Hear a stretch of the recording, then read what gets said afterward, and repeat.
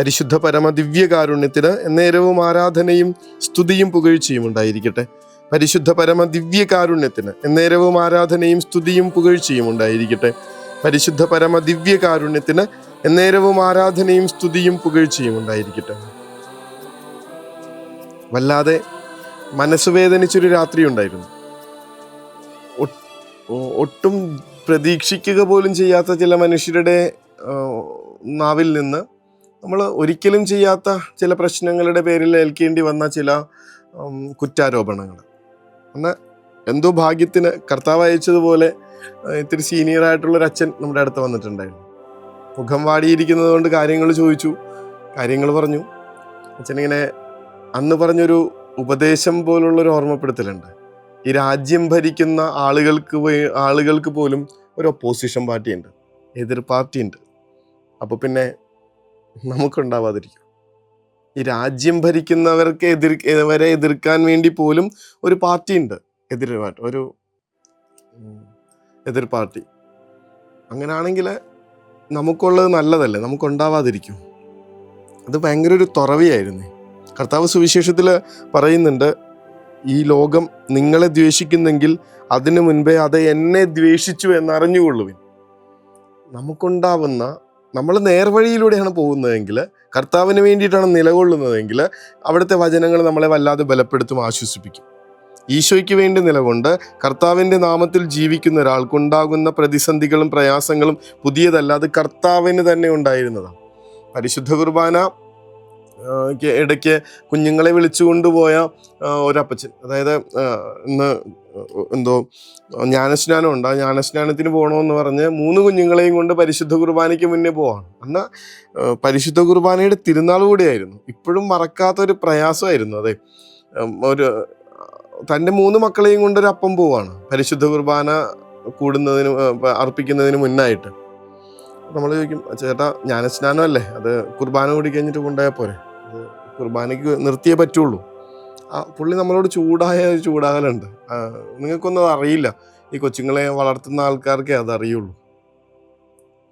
കർത്താവിൻ്റെ അടുത്ത് നിന്ന് കുഞ്ഞുങ്ങളെ കൊണ്ടുപോയല്ലോ എന്നുള്ളൊരു സങ്കടത്തിലിരിക്കുമ്പോഴാണ് നമ്മൾ പിറ്റേ ദിവസം വചനം വായിക്കുമ്പോൾ കിട്ടണത്, അവൻ പ്രസംഗിച്ചുകൊണ്ടിരുന്നപ്പോൾ ഈ വചനങ്ങൾ കഠിനമാണ്, ഇത് ആർക്ക് ഗ്രഹിക്കാൻ പറ്റുമെന്നൊക്കെ പറഞ്ഞ് മനുഷ്യര് ഏതാണ്ട് 1/3 ഭാഗം എഴുന്നേറ്റ് പോകുന്നതായിട്ട് വചനം പറയുന്നത്. വിശുദ്ധ യോഹന്നാന്റെ സുവിശേഷം 6-ാം അധ്യായം. കർത്താവ് പ്രസംഗിച്ചു കൊണ്ടിരിക്കുമ്പോൾ കർത്താവ് തന്നെക്കുറിച്ച് തന്നെ പറയുമ്പോൾ, താൻ നൽകുന്ന അപ്പം തൻ്റെ ശരീരമാണെന്ന് ഈശോ തന്നെ പറഞ്ഞിട്ട്, അത് പറ്റണില്ല, അത് ശരിയല്ല, അത് എങ്ങനെയാണ്, അത് സംഭവിക്കില്ലല്ലോ എന്നൊക്കെ പറഞ്ഞ് എഴുന്നേറ്റ് പോയ 1/3 ഭാഗം ജനങ്ങൾ. പിന്നെ നമ്മൾ ഈ ചേട്ടനോർത്ത് സങ്കടപ്പെടേണ്ട കാര്യമില്ലല്ലോ. ഈ ലോകം നിങ്ങളെ ദ്വേഷിക്കുന്നെങ്കിൽ അറിഞ്ഞുകൊള്ളുക, അത് അതിനു മുൻപേ തന്നെ എന്നെ ദ്വേഷിച്ചിരുന്നു. ഞാൻ ലോകത്തിൻ്റെ സ്വന്തമല്ലാത്തത് കൊണ്ടത്. ഞാൻ നിങ്ങളെ ലോകത്തിൽ നിന്ന് എടുത്തതാണ്. നിങ്ങൾക്ക് ഈ ലോകത്തിൽ ഞെരുക്കങ്ങൾ ഉണ്ടാവും, എന്നാൽ നിങ്ങൾ അധൈര്യപ്പെടേണ്ട, കാരണം ഞാൻ ലോകത്തെ ജയിച്ചിരിക്കുന്നു എന്ന് പറയുന്ന കർത്താവ് പറയാണ്, നിങ്ങളെ ഈ ലോകം ദ്വേഷിക്കും, കാരണം ഞാൻ ഈ ലോകത്തിൽ നിന്ന് നിങ്ങളെ എടുത്തതാണ്. ഉണ്ടാവുന്ന പ്രയാസങ്ങളെ, എതിർപ്പുകളെ, കഠിനാനുഭവങ്ങളെ, കുറ്റപ്പെടുത്തലുകളെ, തെറ്റിദ്ധാരണകളെയൊക്കെ നേരിടാനായിട്ട് ഇന്നത്തെ ഈ ഒരൊറ്റ സുവിശേഷം മതി. നമുക്ക് എന്ത് പ്രശ്നങ്ങളെയും എന്ത് പ്രയാസങ്ങളെയും നമ്മൾക്ക് നേരിടാനായിട്ട്, അതിജീവിക്കാനായിട്ട് കർത്താവ് ഈ വചനങ്ങൾ വഴി നമ്മളെ ശക്തിപ്പെടുത്തുന്നുണ്ട്, ബലം നൽകുന്നുണ്ട്. എന്തൊക്കെ ആരോപണങ്ങളായിരുന്നു, എന്തൊക്കെ പ്രശ്നങ്ങളായിരുന്നു. ശരിക്കും ആ കുരിശിന് മുൻപിൽ ചെന്ന് നിൽക്കുമ്പോൾ നമുക്ക് കിട്ടുന്ന ബലം അതാണ്. ആ കുരിശിൽ കിടക്കുന്ന ഒരാൾ നമ്മൾ കടന്നു പോയിട്ടുള്ള എല്ലാ പ്രയാസങ്ങളുടെയും പ്രതിസന്ധികളുടെയും തെറ്റിദ്ധാരണകളുടെയും ഒറ്റപ്പെടലുകളുടെയും കുറ്റപ്പെടുത്തലുകളുടെയും ഒക്കെ അങ്ങേ അറ്റത്തുകൂടെ കടന്നു പോയിട്ടുള്ള ഒരാളാണ്. കുറ്റവാളിയാണെന്ന് പറഞ്ഞിട്ടാണ് കുരിശിലേറ്റിയത്. നമ്മളോട് മനുഷ്യര് നിങ്ങൾ ഈ തെറ്റ് ചെയ്തല്ലോ എന്ന് പറയുമ്പോൾ, ചെയ്യാത്ത തെറ്റിൻ്റെ പേരിൽ നമ്മൾക്ക് ആരോപണങ്ങൾ നൽകുമ്പോൾ, പീലാത്തോസിൻ്റെ അരമന മുതൽ ആ കുരിശിൽ കയറി മരണമേൽക്കുന്നത് വരെയുള്ള നിമിഷങ്ങളിലെ ക്രിസ്തുവിനെ ഓർക്കുന്നത് നല്ലതാണ്. ആ കർത്താവാണ് നമ്മളോട് പറയണത്, ഈ ലോകം നിങ്ങളെ ദ്വേഷിക്കുന്നെങ്കിൽ അതിനു മുൻപേ അത് എന്നെ ദ്വേഷിച്ചു എന്ന് അറിഞ്ഞുകൊള്ളുവിൻ. നിങ്ങൾ ലോകത്തിൻ്റെതായിരുന്നുവെങ്കിൽ ലോകം സ്വന്തമായതിനെ സ്നേഹിക്കുമായിരുന്നു. എന്നാൽ നിങ്ങൾ ലോകത്തിൻ്റെതല്ലാത്തത് കൊണ്ട്, ഞാൻ നിങ്ങളെ ലോകത്തിൽ നിന്ന് തിരഞ്ഞെടുത്തത് കൊണ്ട് ലോകം നിങ്ങളെ ദ്വേഷിക്കുന്നു. കുറച്ചു കാലം മുമ്പ് ഈ മാധ്യമങ്ങളിൽ, അതായത് ക്രിസ്ത്യാനികൾക്കെതിരായി ക്രിസ്തുവിനെ വികലമായി ചിത്രീകരിച്ചു എന്നൊക്കെ പറഞ്ഞിട്ട് ചില സിനിമകൾക്കെതിരായിട്ട് നമ്മൾ വല്ലാത്ത ശബ്ദമുയർത്തുന്നത് കണ്ടായിരുന്നു. ഒരിത്തിരി അത്ഭുതവും പ്രയാസമൊക്കെ തോന്നി. എന്തിനായി കിടന്ന് നമ്മൾ അതിനെതിരായിട്ട് ഒച്ചപ്പാടുണ്ടാക്കിക്കൊണ്ടിരിക്കുന്നത്? ക്രിസ്തു ജീവിച്ചിരുന്ന കാലം മുതൽ ഈ നിമിഷം വരെ അത്രയ്ക്ക് ഈ മനുഷ്യന് ഈ ലോകത്തെ ഇമ്പാക്റ്റ് കൊടുക്കുന്നത് കൊണ്ട്, അത്രയ്ക്ക് ഈ ലോകത്തെ സ്വാധീനിക്കുന്നത് കൊണ്ട് നമ്മൾ എന്താ പറയണേ, ഈ ചരിത്രത്തെ തന്നെ രണ്ടായി ഭാഗിച്ച് കളഞ്ഞൊരു മനുഷ്യൻ, ആൾക്കെതിരെ എതിർപ്പുകളും ആരോപണങ്ങളും ഉണ്ടാവില്ലെന്നാണോ പറയണേ?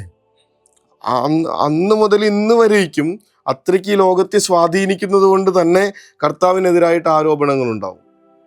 ആ സമയത്ത് നമുക്ക് മിണ്ടാതിരുന്ന നമ്മുടെ കർത്താവിലുള്ള വിശ്വാസം അടിയുറച്ച് ജീവിക്കാനുള്ളതിന് പകരം ആരോ ഒരാൾ എൻ്റെ കർത്താവിനെ കുറിച്ച് മോശപ്പെടുത്തി പറഞ്ഞു എന്ന് പറഞ്ഞ് അയാൾക്കെതിരെ കൊടിയെടുക്കാനും സമരം നടത്താനും ഒച്ചപ്പാടുണ്ടാക്കാനും അതിന് പകരമായിട്ട് മോശം വാക്കുകൾ പറയാനും ഒക്കെ തുടങ്ങിയാൽ ഞാൻ എങ്ങനെയാ ക്രിസ്തുവിനെ ജീവിക്കുന്നത്? ഈശോയുടെ ഈ വചനങ്ങൾ എൻ്റെ ഉള്ളിൽ എത്രമാത്രം കയറിയിട്ടുണ്ടെന്നൊന്ന് ആലോചിച്ച് നോക്കണേ. ദാസൻ യജമാനനേക്കാൾ വലിയവനല്ല എന്ന് ഞാൻ നിങ്ങളോട് പറഞ്ഞ വചനം ഓർമ്മിക്കുവിൻ. അവർ എന്നെ പീഡിപ്പിച്ചെങ്കിൽ നിങ്ങളെയും പീഡിപ്പിക്കും. ഉറപ്പുള്ള കാര്യമാണ്. എൻ്റെ നാമം മൂലം അവർ ഇതെല്ലാം നിങ്ങളോട് ചെയ്യും, കാരണം എന്നെ അയച്ചവനെ അവർ അറിയുന്നില്ല. കുരിശിൽ കിടന്നുകൊണ്ട് കർത്താവ് പറയണ കാര്യം അതാണ്, പിതാവേ ഇവർ ചെയ്യണത് എന്താണെന്ന് ഇവർക്ക് അറിയില്ല, ഇവരോട് പൊറുക്കണേ. ഈ പ്രാർത്ഥന പ്രാർത്ഥിക്കാനാ കർത്താവ് പറഞ്ഞിരിക്കുന്നത്. ഇത്രയും ദ്വേഷവാക്കുകൾ നമുക്കെതിരെ വരുമ്പോൾ, ഇത്രയും പീഡനങ്ങൾ വരുമ്പോൾ, ഇത്രയും നമ്മളെ വേദനിപ്പിക്കുമ്പോൾ, ഒറ്റപ്പെടുത്തുമ്പോൾ, കുറ്റപ്പെടുത്തി മാറ്റി നിർത്തുമ്പോൾ, തെറ്റിദ്ധരിക്കുന്ന വിധത്തിൽ മറ്റുള്ളവരുടെ മുൻപിൽ നമ്മളെ അവതരിപ്പിക്കുമ്പോൾ ഒക്കെ ഈശോ പറയും, എന്നെ ഇതുപോലെയൊക്കെ ചെയ്തതാന്നേ. നിങ്ങളുടെ മുൻപിൽ ഒരു സാധ്യതയും തുറക്കാത്ത വാതിലുകൾ, ഒരാളും നമ്മളെ സഹായിക്കാത്ത, ഒന്നിനും ആളുകൾ സഹകരിക്കാത്ത നിമിഷങ്ങൾ, സത്രത്തിന്റെ വാതിലുകൾ അവന് മുൻപിൽ എത്ര എണ്ണമാണ് കൊട്ടിയടയ്ക്കപ്പെട്ടതെന്ന് ആലോചിച്ച് നോക്കണം. ഇതൊക്കെയുള്ളത് ഇതിലൂടെയൊക്കെ കർത്താവ് കടന്നുപോയതാ. എന്നിട്ട് അവസാനം എതിർത്ത് നിൽക്കുന്ന എല്ലാവരെയും തൻ്റെ കുരിശിൻ ചുവട്ടിൽ നിർത്തിയിട്ട് അവൻ പിതാവിനോട് പറയും, പിതാവേ ഇവർ ചെയ്യുന്നത് എന്തെന്ന് ഇവരറിയുന്നില്ല. ഇന്നത്തെ സുവിശേഷത്തിന്റെ അവസാന ഭാഗം, എന്നെ അയച്ചവനെ അവരറിയുന്നില്ല, അതുകൊണ്ട് തന്നെ നിങ്ങളോടും ഇതൊക്കെ ചെയ്യും. നിങ്ങൾ എന്താ ചെയ്യണ്ടേ? തിരിച്ചൊച്ചയെടുക്കണോ? തിരിച്ചൊച്ച ബഹളം കൂട്ടണോ? അത് അവർ ചെയ്തതുപോലെ തന്നെ പ്രവർത്തിച്ചുകൊണ്ടിരിക്കണോ? വേണ്ട, പ്രാർത്ഥിക്ക്. പിതാവ് അവർ ചെയ്യണമെന്ന് അറിയുന്നില്ല, അവരോട് പൊറുക്കണേ. അറിവില്ലായ്മ പൊറത്തു കൊടുക്കാനായിട്ടുള്ള ഒരു മിനിമം കരുണയെങ്കിൽ നമ്മുടെ ഉള്ളിൽ നിന്നുണ്ടാവണ്ടേ. ഒരു ചെറിയ കൊച്ചു വന്ന് നമ്മളെ തല്ലിയാലും നമ്മൾ തിരിച്ചു തല്ലില്ലല്ലോ, കാരണം അവൻ അറിവില്ലാഞ്ഞിട്ട് തല്ലണതാ, അവൻ മനഃപൂർവ്വം ചെയ്യണതല്ല. ഇതുപോലെ തന്നെ നമ്മളെ ദ്വേഷിക്കുന്നവരെ, നമ്മളെ വേദനിപ്പിക്കുന്നവരെ, നമ്മളെ പീഡിപ്പിച്ച് ഇല്ലാതാക്കാൻ ശ്രമിക്കുന്നവരെ കർത്താവ് കാണിച്ചു തന്ന വഴിയാണ്. എളുപ്പമല്ല അവരോട് പൊറുക്കാനും ക്ഷമിക്കാനും, സാരമില്ലെന്ന് പറയാനും, കർത്താവ് ഇവർ ചെയ്യണത് എന്താണെന്ന് ഇവരറിയുന്നില്ല, പൊറുക്കണേന്ന് പ്രാർത്ഥിക്കാനും ഒക്കെ. പക്ഷേ അത് തന്നെ ചെയ്യണമെന്നാണ് ഈശോ പറയണം. നിങ്ങളെ ദ്വേഷിച്ചിരിക്കും, നിങ്ങൾക്ക് ഈ ലോകത്തിൽ പീഡനങ്ങൾ ഉണ്ടാവും. പടിയറ പിതാവാണ് എപ്പോഴും പറഞ്ഞിരുന്നത്, ക്രിസ്തു പോയിടത്തൊക്കെ അവന് കല്ലും കുരിശുമായിരുന്നു, ഞാൻ പോകുന്നിടത്തൊക്കെ എനിക്ക് ബൊക്കയും മാലയുമാണ്. എവിടെയൊക്കെയോ എന്തൊക്കെയോ ചെറിയ പ്രശ്നങ്ങളുണ്ട്, ചെറുതല്ലാത്ത പ്രശ്നങ്ങളുണ്ട്. അവനെ അനുഗമിക്കുന്നുണ്ടെങ്കിൽ അവൻ്റെ കുരിശുമെടുത്ത് അവൻ്റെ പിന്നാലെ പോയേ പറ്റുള്ളൂ. കർത്താവെ, പീഡനങ്ങളിൽ തളരാതിരിക്കാൻ അവിടുത്തെ ഈ വചനങ്ങൾ ഞങ്ങളെ ബലപ്പെടുത്തട്ടെ. അങ്ങേക്കുണ്ടായിരുന്ന അതേ അനുഭവം അങ്ങയുടെ ശിഷ്യന്മാരായി ജീവിക്കുമ്പോൾ ഞങ്ങൾക്കും ഉണ്ടാകുമെന്ന ബോധ്യവും ആ പ്രയാസങ്ങൾ അങ്ങയെപ്പോലെ തരണം ചെയ്യാനായിട്ടുള്ള കൃപയും നൽകി ആശീർവദിക്കണേ എന്ന പ്രാർത്ഥനയോടുകൂടി മുട്ടിന്മേലായി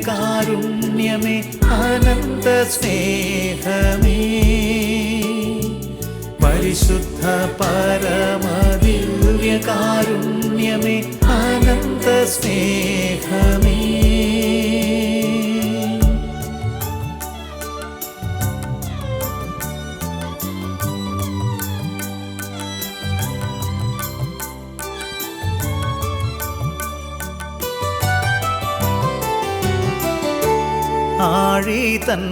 പരിശുദ്ധ പരമ ദിവ്യകാരുണ്യത്തിന് എന്നേരവും ആരാധനയും സ്തുതിയും പുകഴ്ചയും ഉണ്ടായിരിക്കട്ടെ. പരിശുദ്ധ പരമ ദിവ്യകാരുണ്യത്തിന് എന്നേരവും ആരാധനയും സ്തുതിയും പുകഴ്ചയും ഉണ്ടായിരിക്കട്ടെ. പരിശുദ്ധ പരമ ദിവ്യകാരുണ്യത്തിന് എന്നേരവും ആരാധനയും സ്തുതിയും പുകഴ്ചയും ഉണ്ടായിരിക്കട്ടെ. പീഡനങ്ങളുടെയും സഹനങ്ങളുടെയും നിമിഷങ്ങളിൽ ക്രിസ്തുവിനെ ഓർമ്മിപ്പിക്കുന്ന വിധത്തിൽ ജീവിക്കാനുള്ള കരുത്തിന് വേണ്ടിയിട്ട് ഇനി പ്രാർത്ഥിച്ചെങ്കിലും തുടങ്ങണം. പ്രതികരിക്കാനല്ല, പ്രാർത്ഥിക്കാനാണ് ക്രിസ്ത്യാനി പഠിക്കേണ്ടതെന്ന് മറന്നു പോവാതിരിക്കണം. ഈശോ അനുഗ്രഹിക്കട്ടെ. കരുണതൻ കയർ പിടിച്ച് നയിച്ചിടും സ്നേഹമേ, ദിവ്യകാരുണ്യ സ്നേഹമേ, പരിശുദ്ധ സ്നേഹമേ, പരിശുദ്ധ പരമദിവ്യകാരുണ്യമേ, അനന്ത സ്നേഹമേ, പരിശുദ്ധ പരമദിവ്യകാരുണ്യമേ, അനന്ത സ്നേഹമേ.